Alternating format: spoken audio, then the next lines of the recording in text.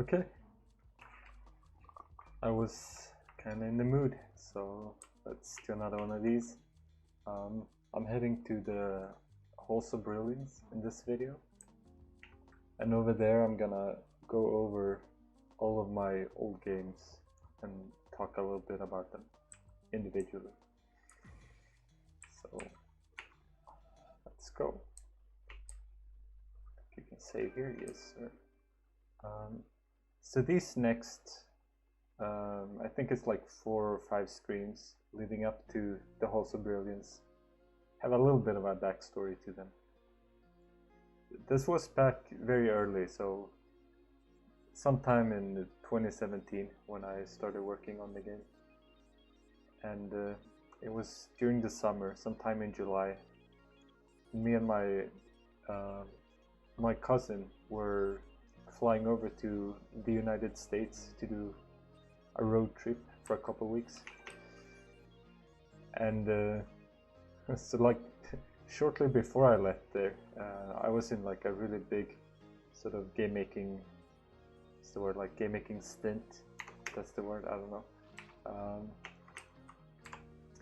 And usually what happens, and I think I've talked about this, but once I sort of get in a game maker mood, and I game make a lot, the needle design just gets top of mind for me.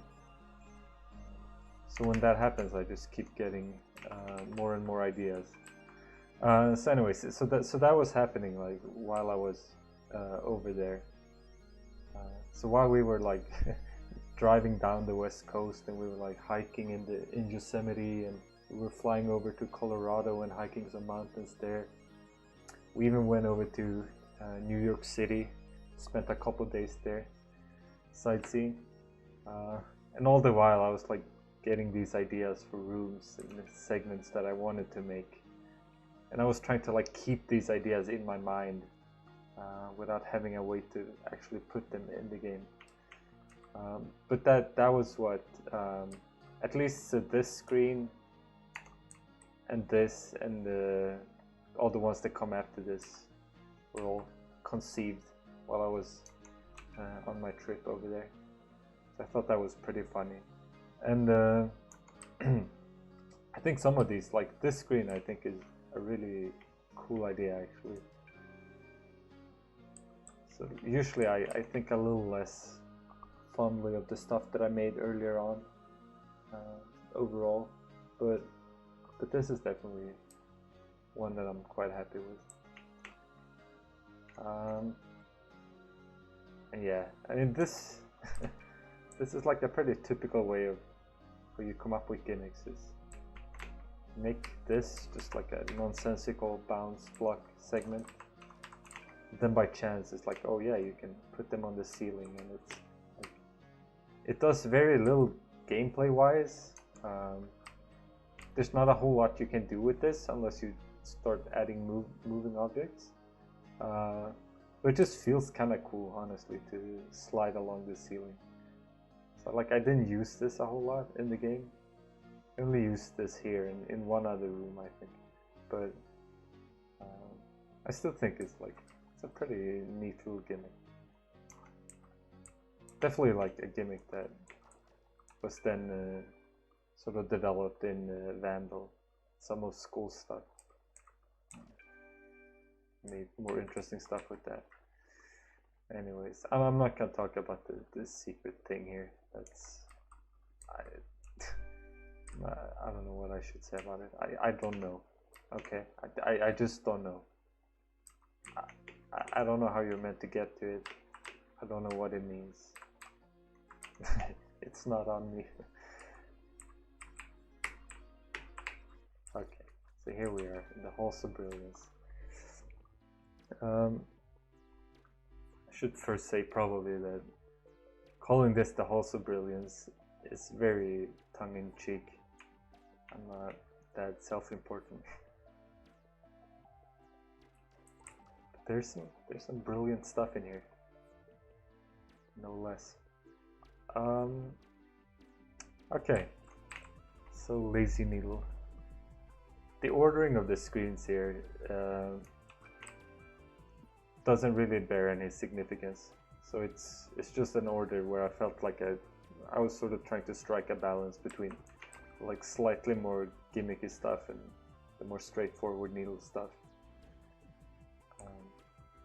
Yeah, this seemed like an appropriate place to start.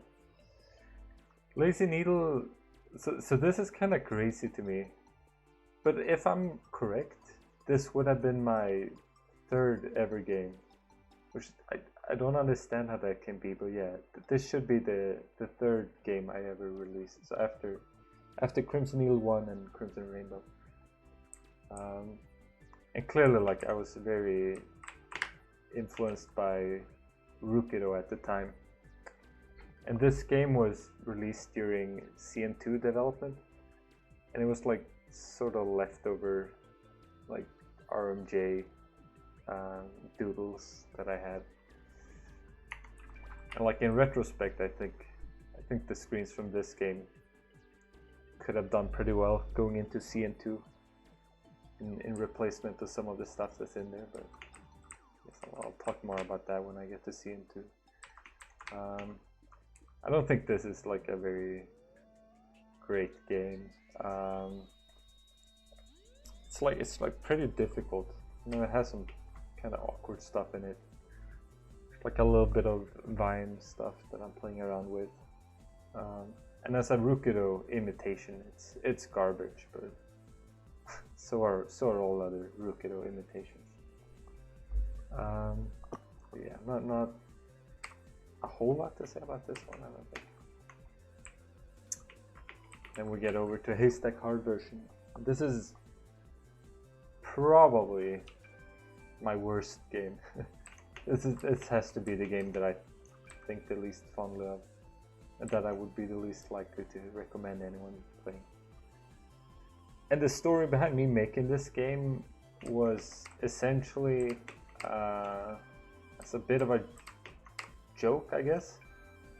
It's just sort of a funny idea that I had the Haystack series, which is a buffed version of CN1. For like some screens, it's not the entirety of CN1, but the games are 25 floors each of buffed CN1. And yeah, I guess the funny was that it was already buffed, and then I made a hard version of the buffed thing. But it was also made in response to some people who were doing roulette streaks. So they were rolling random games from the wiki or from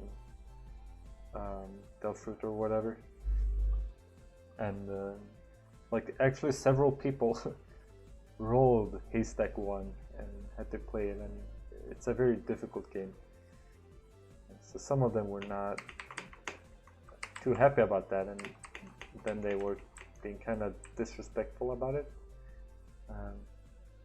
So in response, I did what I sometimes do, and I acted out of pure spite, and I made a quote-unquote roulette version of Haystack. I don't know, but I don't think anyone ever rolled this game in roulette. Maybe someone did. I don't know if they would have played it if they did. But yeah, the game is like, it's pretty lazily made. It has some like very, very early embryo ideas to what would become Haystack 2, which is a much better and more significant game. I was like slightly starting to play around with some more wacky stuff in it, but it's definitely not a game I would recommend to anyone. I'll talk more about Thank the New Geezer when I get there later in a secret. Friendly Needle, kind of like a telling game. So this started out as, I have to remark while I remember this, the fake 4.5. which I think we patched because it used to be an actual 4.5, but then I think Plasma added an invisible 1 pixel block or something. I don't remember. But yeah, Friendly Needle. The idea behind this game, the initial idea, was, I have to check something, was to actually make an easy game, which I never had. Like, I never really made just a beginner friendly game prior to this one. And of course, like, this one ended up not being beginner friendly either. This is like actually a kind of still probably among my easier games, but it's certainly not something that I would tell an actual beginner to play. But it's okay. It's a very short game. It has alright needle design for its time. I think I was shooting for making like 6 stages initially, but then the whole thing just started boring me pretty soon, and I just abandoned it like mid-second stage, which is it's kind of typical. This is probably like the most unfinished game that I've ever released, but I've very much had that tendency in other cases too, where I might have had a more ambitious idea initially, but then I sort of just got bored because, well, in this case, like if I would have just kept going, like making sort of somewhat standard type needle for 6 stages and like shooting for a sort of non-developing difficulty curve, which was the idea, so it would remain beginner friendly. I could never have finished that. I would have been too bored. I need to like challenge myself and not just churn out content, if that makes sense. I think that's like also like pretty evident in a lot of CN3 if you look at it. And this might have been something that I've also touched upon before, but like I never really linger on any one idea. I come up with a new gimmick, or I introduce a new gimmick, and then like on the next screen I just introduce another gimmick, or like I make some complete twist with the first gimmick. There's very little of this game where there's just like save after save and it's the same thing, because it's some idea that I thought was so great that I wanted to keep making stuff with it.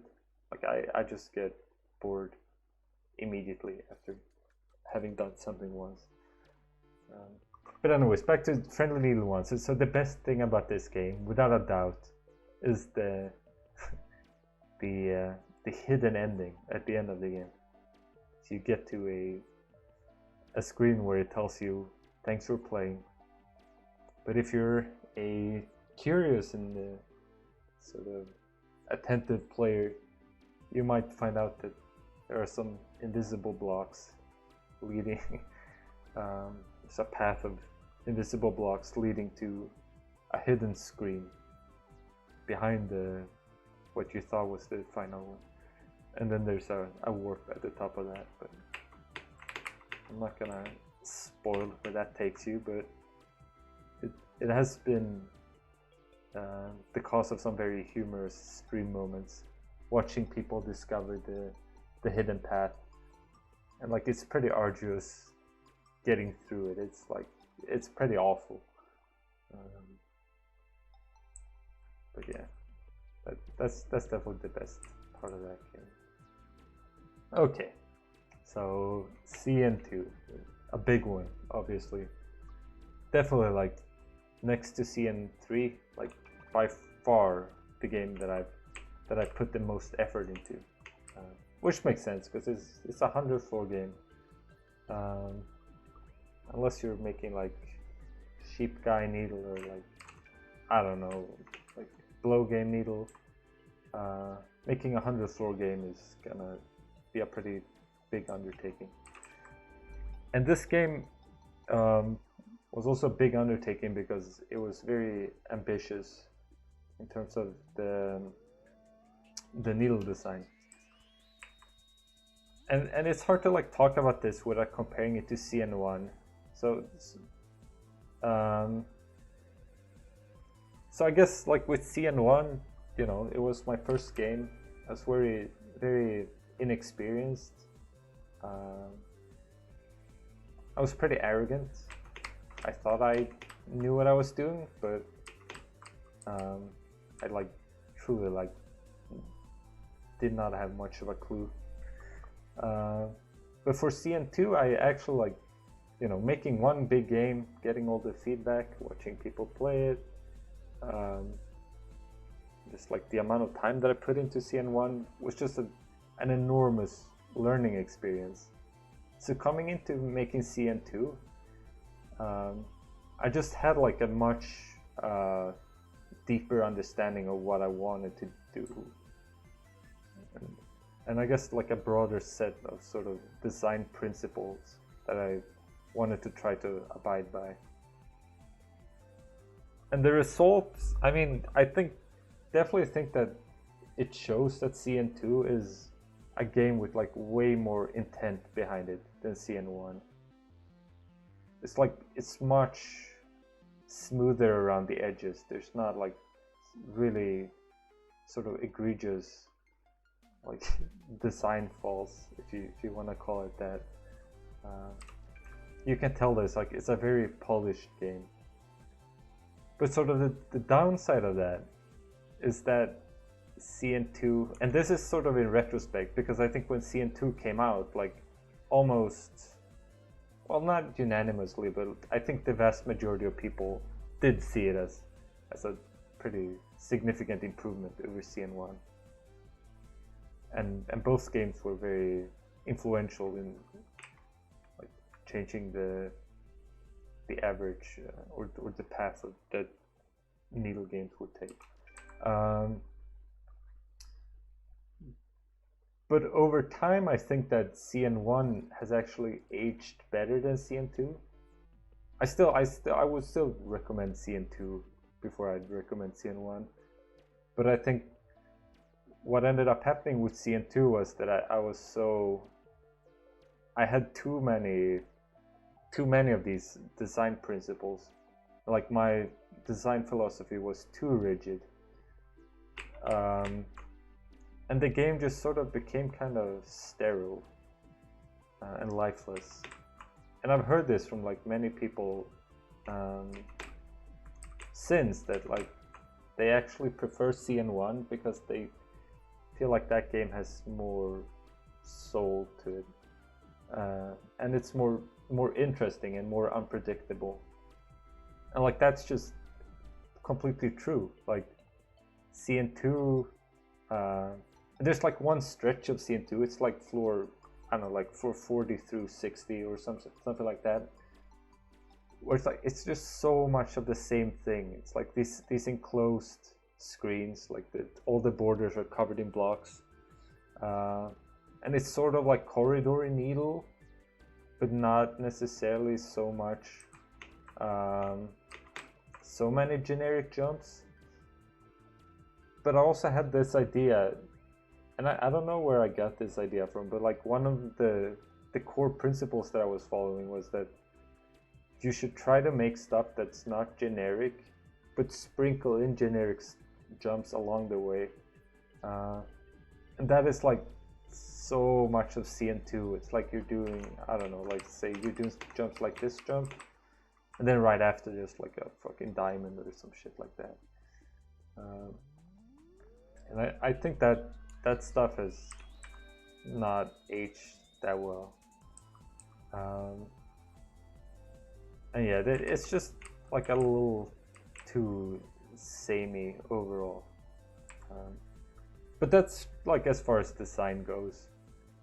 And I mean, it's still like, you know, CN1 has some stuff that's like outright fucking offensive in how awful it is to play. And I think CN2 has very, very little of that.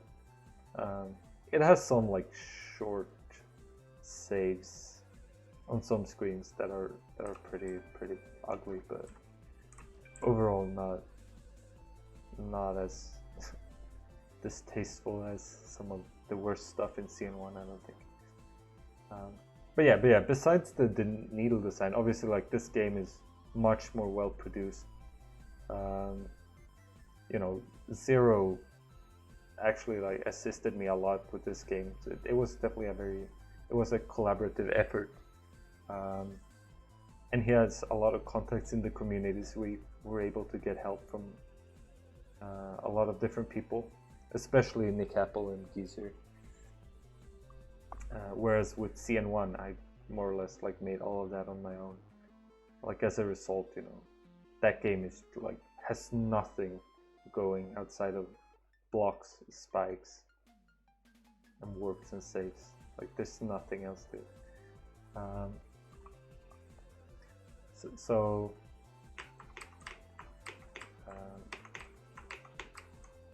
Yeah, and I'm being kind of critical of this game now, but when it came out and for a long time, I was like still super proud of it. It's just hard to sort of feel that way now, even though I can respect that like this game was made back in 2015, and I truly think like it was pretty advanced for its time. And I guess one of the biggest advancements that this game made with regards to the needle design and like pushing the meta was the usage of vine, water, and platforms. And it's not that it invented these gimmicks by any means, but it definitely popularized them. And it especially like the type of segments where you're preserving your jump and you're gliding through water and you're combining these three gimmicks with one another. That stuff was like not at all as prevalent prior to CN2, and it became very like commonplace after. Like today, you're not gonna find a whole lot of non-L needle games that don't have platform jumps, for example. But I don't think that was true before CN2. So yeah, you know, big important game for me. Was definitely more fun to make than CN1, and I think mostly because I was working with someone that I like. We were sort of going through it together, but it also had some very rough patches, and especially with waiting for Nick Apple to finish stuff when he was MIA, like you couldn't get in touch with him. But yeah,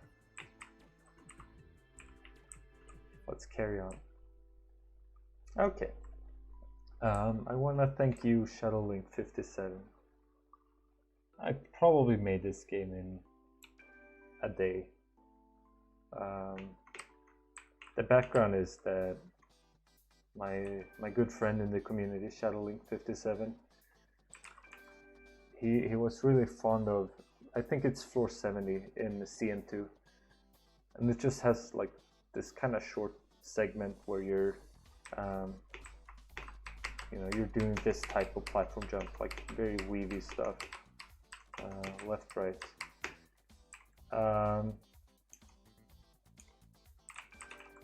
And yeah, he really liked that stuff. And I told him, okay, I'll make a game where every jump is like that. And that's what this game was. And this is not like, you know, it's not very difficult to make that sort of stuff. But it wasn't that commonplace at the time, which I just said with CN2. I think platform jumps used to be mostly associated with sort of more hardcore needle games. Like nowadays, you know, platform jumps is like a basic maneuver that you're sort of expected to learn early on. But back then, I think it was considered sort of an advanced maneuver, and you would only see it in more like precise and shorter segments. And again, like the But the best part about this game, at least the funniest part to me, was that, you know, I made most of my games in the same GMK that I made CN1 in, because I've always had all my assets in that, and I never like wanted to start over from scratch. And because of that, I could easily just, well, what I did in this game was I just, at the end of the game, I added a warp, and it said extra above the warp, and the warp takes you to the first floor of CN1, and then you just have the entirety of CN1. And what the sort of the learning lesson from that was that if you put something in the game, like no matter how incredibly stupid it is, people are gonna play that shit. And they did. Like, so many people knew that was just CN1, and that it was just like tacked upon this game. It had no relation to Thank the Shadow Link. It was just happened. It was just added for no reason. And yet, like, lots of people played through the entirety of CN1, which they had already played before, just because it was in the game. That's sort of a useful lesson, and also a lesson that I relearned with CN3, with the secrets and the extra.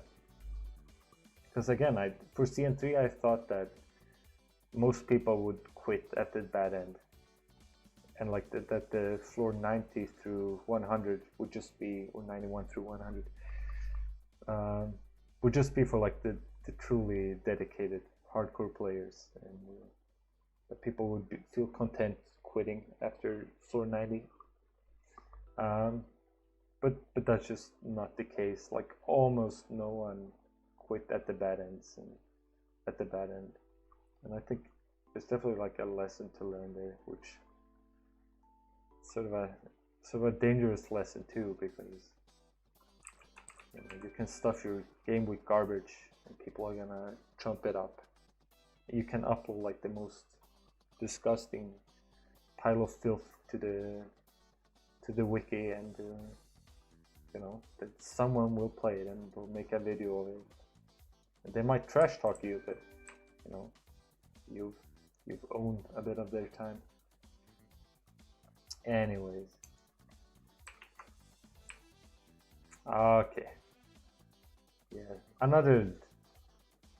Well, this is a big one in terms of changing the trajectory of my games past this point.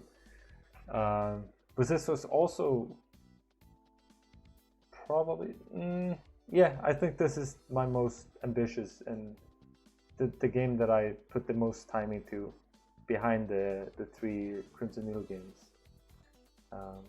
50 Shades of Crimson is also somewhat ambitious, but I think I spent more time making this. So I wish I could sort of tell a story of what happened here, like how this game came to be the way it was, but I don't really remember. But I know that like when I started working on this game, I was probably just bored and like wanted to make another Haystack game very similar to the first Haystack. But then as I started making this, something must have like clicked, and I started getting a lot of ideas that were very different from the type of stuff, or the type of ideas that I've had prior. And this ended up being a very innovative game. And because of that, a game that I'm very, very proud of, which unfortunately was somewhat sort of the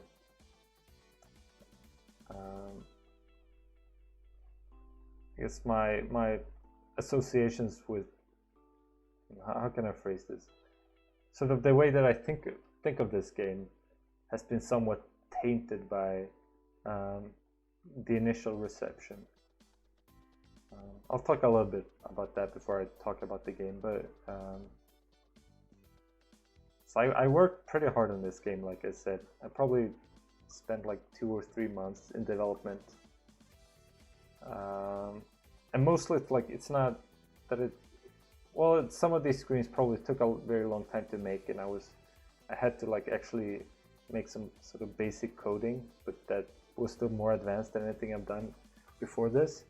But also like I really wanted to come up with some type of new idea for every screen, and that takes like a lot of creative energy, and that's like the real sort of the valuable stuff and the stuff that makes you attached to something.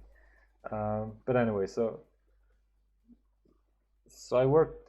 I would definitely say that I worked really hard on this game. And then when it came out, like very few people played it initially, which makes a lot of sense because the Haystack series did not really have a very good reputation. But then also, like, besides, you know, the disappointment, like not a lot of people seeing this thing that I was really excited about, there's also a lot of people, and like some people that are, you know, good friends of mine in the community, that were just trash talking the game, and they hadn't even played it, or they had seen so like small portions of the game. And yeah, that just like to this day, like that's still super disappointing to me. Yeah, I don't know what else to say about that, but that's definitely something that I associate this game with. And I think a lot of the time, your own perception of a game you've made is going to be very influenced by how other people perceive or receive the game, maybe the right word. So you might have something that you're very happy with, and if you get nothing but bad criticism, you know, you're probably not gonna think as fondly of your own game. You can't just look past that. Like in an ideal world, you would,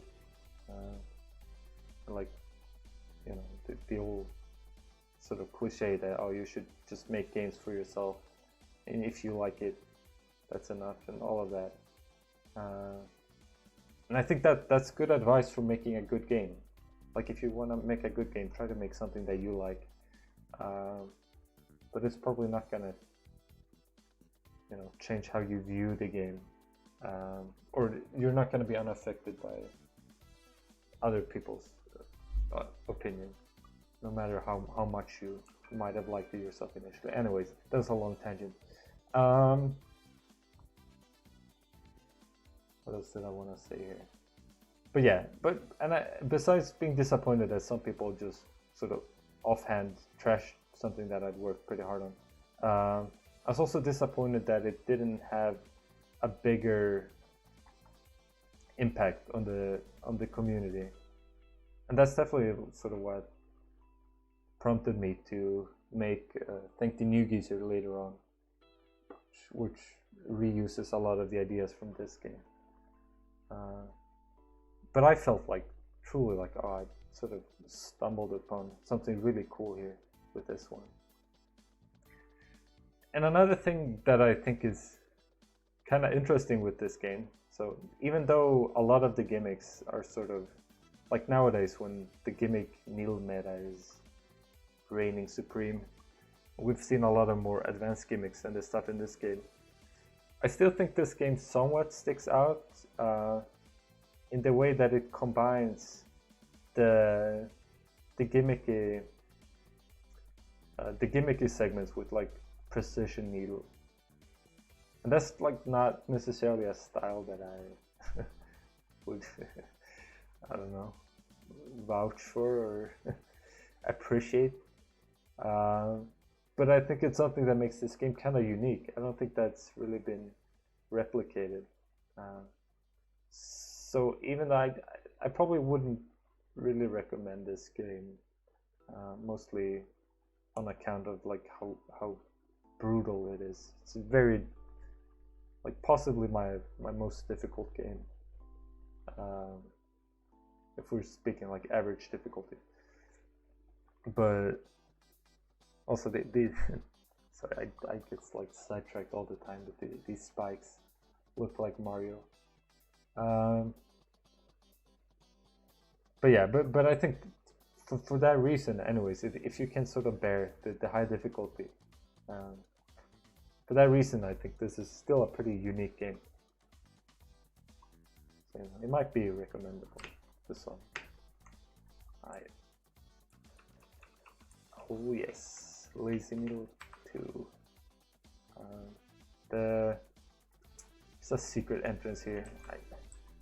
I don't even know if I want to go into this secret. Is that something worth commenting on? Also, it's a very brutal secret entrance.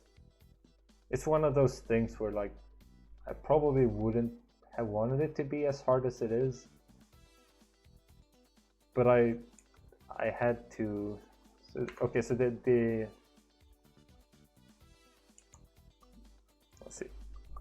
The idea here is that I took this screen from the game, and the idea was that, okay, so the tell for the secret is that you can reach this water, which was not possible in the original. So you might like suspect that, okay, there's something fishy going on here. And then you, by getting up here, you can drop down here and it takes you here. And this it sort of had to be this hard because I needed to preserve all the original jumps. I didn't want anything to look, other than the water, to look different from the original. But yeah, it's very brutal getting into the secret, and it's not a very fun segment to grind.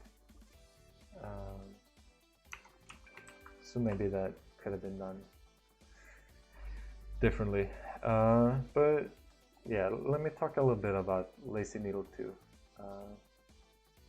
So I think this is one of the coolest backstories for a game I made.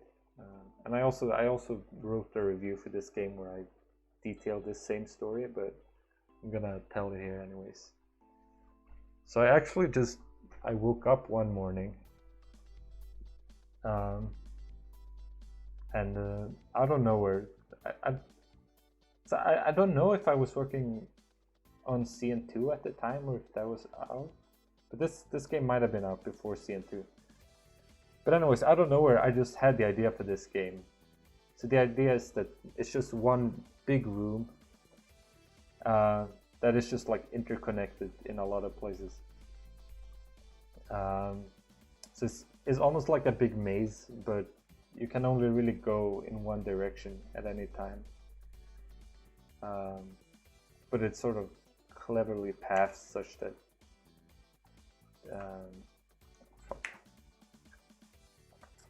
you can't skip anything, and you have to pass through every segment. So I just had that idea randomly one morning, and that idea like really inspired me. So I probably got up and like got breakfast and then immediately got to work with it. And I started working on it by just making an empty 2x3, so it's 2 screens horizontally and 3 screens vertically. So I just made the screen, and then I dragged a bunch of blocks to form a path that I wanted the player to take. So I sort of made a long path to stretch out across the rooms, and that crossed itself in some places. And then once I've done that, I had to figure out like how to make the cross sections, which is definitely the hardest part about making something like this, because you know, if you pass through the same section twice, you have to make sure that if you you know, you can't just skip and like go the later direction on your first time around. And then I just got into complete flow, and I just made the whole thing more or less without any breaks. I think I went out for a walk at one point and maybe had some lunch, but other than that, I just made the whole game in one sitting, and then uploaded it the same night. And like to this day, I've never experienced that kind of just game making flow. And like this game, like I think very much holds up to this game. I think the needle design is actually very good for its time. And conceptually, it's really cool. I think visually, yeah, I mean, it's very basic. It's blue in the original, not green, but more or less looks the same. But it just works, and it's like very pleasing to look at, and very pleasing to do. So even though like the needle was nothing new at the time, it's again. So this is the time that I'm saying it. This video. It's about how I packaged the needle. It was presented in a way that needle had never been presented before, and it created a new subgenre of needle. We started seeing more games that did the same thing with the interconnected path. And yeah, super cool experience to just have an idea and immediately act upon it, and like just seeing the screens fill out, it was so satisfying. I just remember like looking at it when I was done, and like I couldn't believe that in you know like 6 hours that I managed to fill out all these 6 screens, and like that it worked. And I was looking for skips, and in the end game there was only one skip, and it was a pretty small one. So yes, super proud of this one. Definitely one of my best games, influential games, since it created a new subgenre of needle, and a game that I think absolutely holds up to this day. Very cool.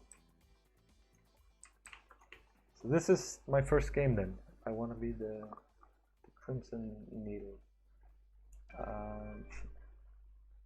It's sort of baffling to me that I must have been either. So if this came out in 2014, I would have been either 20 or 21 when I made it, I guess. And there's something like very childlike about this game. I mean, when you are 20 or 21, you are definitely not completely an adult, I guess. But it has that like child playing around with tools that they haven't really mastered, I guess. Feel to it. I don't know how to explain it. But yeah, like I said before, I didn't know fuck all what I was doing with this one. But okay. So starting from the beginning. So I mean, I did have an idea. This was probably like shortly after I sort of actually started getting into fan games. Before that, I had only played Bashi. I was really critical of fan games, but then after a while I started befriending and getting to know a lot of people in the fan game community, and like inevitably I sort of started playing these games myself, and I don't know if I ever like get super into fan games playing wise. I think that, I mean, that still hasn't happened. There are no fan games that I think that I've played that are like have been profound experiences for me. Although I've definitely had a lot of fun in the overall. But even then, like as I was getting into fan games, I had this like very strong feeling that Needle can be done better than it's being done. And this is, this is a very arrogant position, and I did catch a lot of flack for this game, and I think a lot of people saw me as this Bashi runner that was encroaching on an area where he didn't belong.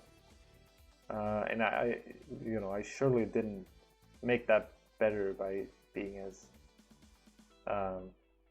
you know, as arrogant as I was about it. Like, as, what's the word? I mean, I definitely like felt like this game was better than any other needle game at the time. You know, in retrospect, I don't think that anymore. Even though I think that there were very, very few good games at the time. But anyways, but yeah, so I was critical of needle games. I felt like, okay, I can probably like do a better job. You know, stop with all this corridor design. Stop with the diamond and corner spam.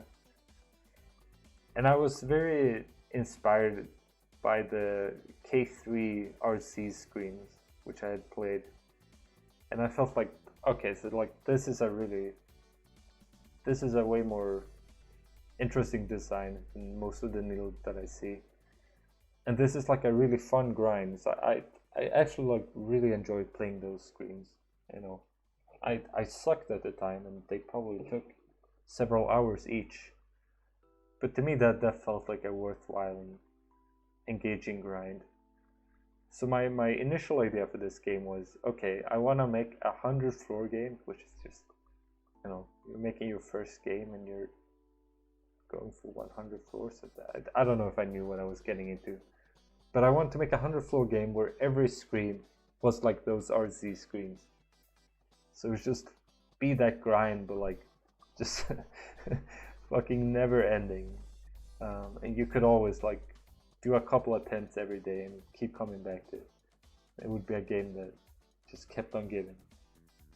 And that's how I started working on it. But then I made like 10 screens maybe, and I gave the game to a couple testers, and I think most notably one of those testers was Hiro. And he basically told me like, okay, doing like this many screens that are this difficult with no difficulty curve, and you're just like thrown in there and you're expected to have the patience and be interested in grinding this stuff, like this is not going to be a fun game. And, you know, thankfully I actually took that advice to heart, and I sort of started, well, I didn't scratch what I had, but I started with a different approach where I would actually start with some easy screens and build up towards the harder stuff.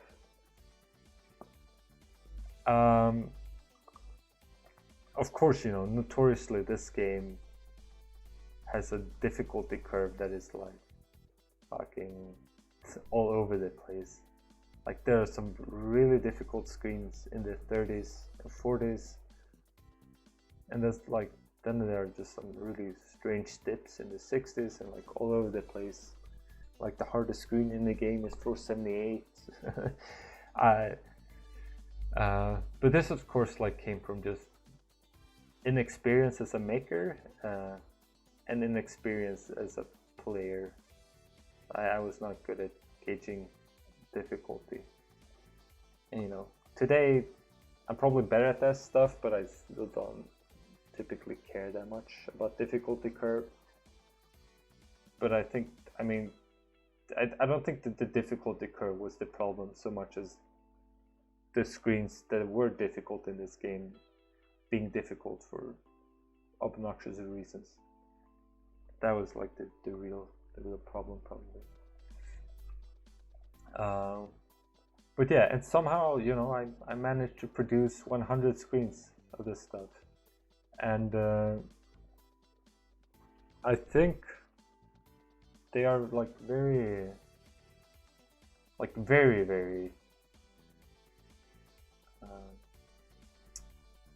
disparate screens. Is that the word? The variety in this game is like actually staggering. No 100 floor game since has the amount of variety, I think, that CN1 has. And it's like, it's just variety across the board. Like the tile sets are just wild, like all over the place in all types of styles, you know, for better or worse. the design is, I tried so many different styles. The room layouts, there are like a lot of actually like really memorable ones, way more than in CN2. Like different sort of conceptual screens, like floor 80 with the 3 water boxes. There's like a strange platform and like spike tunnel somewhere in the 60s, the 7 Trials has it. There's this spiral, the awful floor 39 Uhuhu spike, where you're going through a spike spiral with platforms. And like some of these screens really blow to play, but they sort of show a promise of me. Like once I would actually get a grip or like get a handle on what I was doing, that I could produce some better stuff down the line. Because even back with CN1, I at least had some pretty unique ideas, and I was, you know, I was in way above my head, but you know, I had it's kind of cheesy, but this game I think had a lot of heart and soul. I was really trying to make something unique. I just didn't really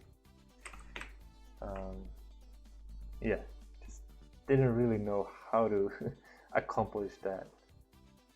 And I think I just assumed that, okay, if the needle looks different, then, you know, or if it's unique in some way, then it's good. But then, I mean, I'm sounding like, you know, the game was a train wreck, or I'm making it sound like that, but it wasn't. This game was like hugely successful. I like to call this the most influential needle game of all time, and you know, I'm gonna stand by that. I think this game had the biggest impact on the trajectory of needle meta of any needle game. Definitely, like, very much changed how the coming needle games would play. And a lot of people really liked it, and for some people this was their favorite fan game. So I think this game really had something, but it's not. Well, it's I guess partly because most other needle games were even worse at the time. Very few people were trying anything. But I think mostly I would attribute it to the variety and just the excitement. It's like so much unpredictable stuff in this game, and it's just an exciting game to progress through. But it's hard to recommend today because some of the design is just sort of unbearable. There's like a stretch of the game, it's like starts mid-30s, somewhere around there.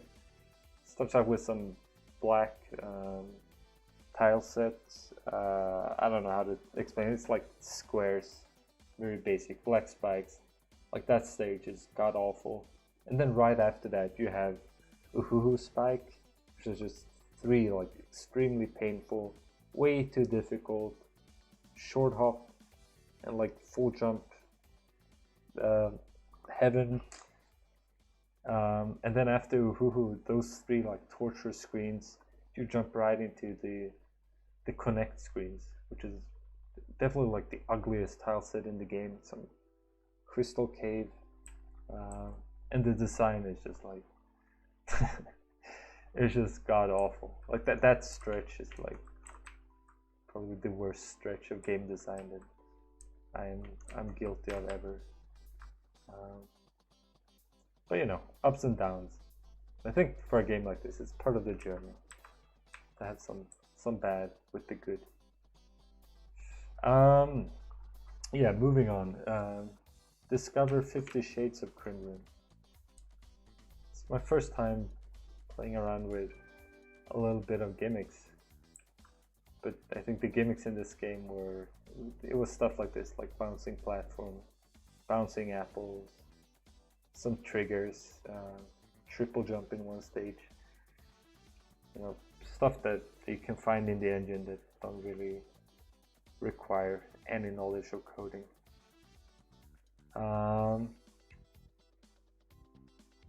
But this game was pretty cool. I don't really know how it started. I think that the first stage that I made was the cave, where I was sort of repeating the Lazy Noodle 2 formula with the connected rooms. So I did that thing again, and then I remember doing that and then feeling like, oh, like how cool would it be if this was just one small portion of the game. So if this whole thing, which feels like a whole game in itself, if that was just one stage. So then I made some other stages. I guess there are 3 other stages. 3 other that I can think of. And then I connected them with a hub. So this is like it's like the prototype to the CN3 hub. Like the CN3 hub is very much a nod to what I did in this game. But this one is much smaller and doesn't really have like any sort of intricacies to it. It's just 4 paths. But yeah, I think this game holds up okay. It's definitely like not an offensive game, almost at all. I can't think of like any part of this game that would be sort of obnoxious to play. It's like a reasonably difficult game, but I think with today's gimmick familiarity, like the stuff in this game is not gonna be a problem for most people. And it has some kind of some funny stuff in the music choices, in my opinion. So yeah, I don't know, but it's a game that I still like, but I feel like I've definitely improved since, and sort of I've just done much better stuff with the same gimmicks in later games. And it's hard to be as attached to it, I guess. But it's a game that I would recommend.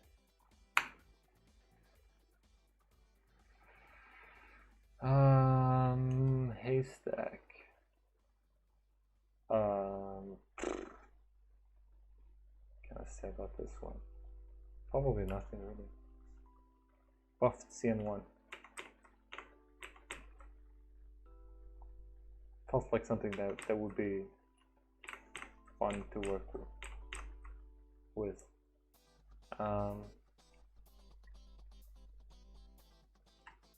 But clearly it wasn't, because I got bored after floor 25 and just released it, even though the initial ambition was to buff all 100 floors. Anyways, I think this is the last one.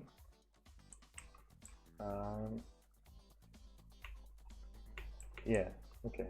So Crimson Rainbow was the second game that I made. And this is one of those cases where I thought after CN1, like, okay, I'm probably done with game making. It ended up being kind of exhausting making a game. But then, of course, I released it and it got really well received. And also, I was in that place which I mentioned before, where I just had ideas for jumps in my head. So I was sort of in the habit of putting those ideas into RMJ, or record my jumps. And over time I sort of accumulated a bunch of rooms, which I thought, like, okay, I got all these rooms, like maybe I should make a Crimson Noodle 2. But then that devil, the instant gratification of just putting them in a GMK, giving them sprites, and just shipping the game to the wiki, and like having people play your game. That just kicked in. So I ended up, this game has 20 floors. And I think like those 20 screens, like most of them are better than a lot of the stuff in CN2, even though this game came out like probably about a year earlier. So you know, they would have helped CN2 if they were a part of that, I think, instead. But it's okay, because I think Crimson Rainbow ended up being a pretty cool game, and I think a game that holds up. It holds up alright to this day. It's like a lot of 16 pixel gaps, I think. It has some like some strange stuff like that. But like the soundtrack in this game is banging. You know, I didn't know I had such good music taste, such an early age, such a young age. And I think the basic concept of like having the rainbow colored themed stages where you're progressing through red to orange to green, etc. I think that's still a cool concept, and it's, you know, small stuff like that can really carry a game like this, just make the progression more exciting. I also think that the stages, they weren't like overtly themed, but there was definitely a common thread to the design between the stages. So in the blue stage you had some water, but the style of jumps, I don't know if I'm stretching it, but they feel sort of connected, and the stages feel coherent in themselves. And I know, like the green stage, for example, I was working on a smaller grid. It's more stacked. It's more cluttery. Whereas the orange stage is more corridory. It's more of a 32 pixel grid. And like the pink stage has a lot of repeating jumps. So I think that was also kind of cool. It's also something this game has going for it. So this game I would probably still recommend. I think this is like a pretty cool intermediate needle game. Easier by today's standards, maybe. Alright, and that was it. If you want to hear my thoughts about this game, you should watch these like fucking 20 hours of commentary footage, I guess. Yeah, no remark on that one.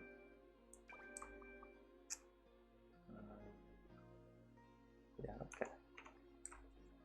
Alright. Yeah, that was a little walk down memory lane.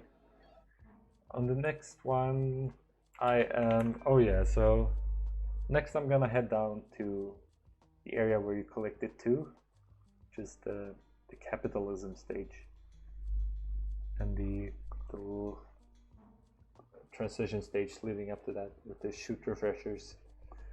And I plan on talking a bit about Gimmick Needle in that stage, and I'm gonna probably go through a review on Delfruit that I hate. I'll make that review of that review.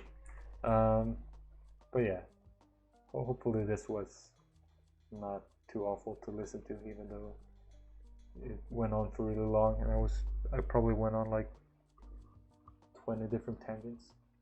But yeah, thank you, maybe. I'll see ya.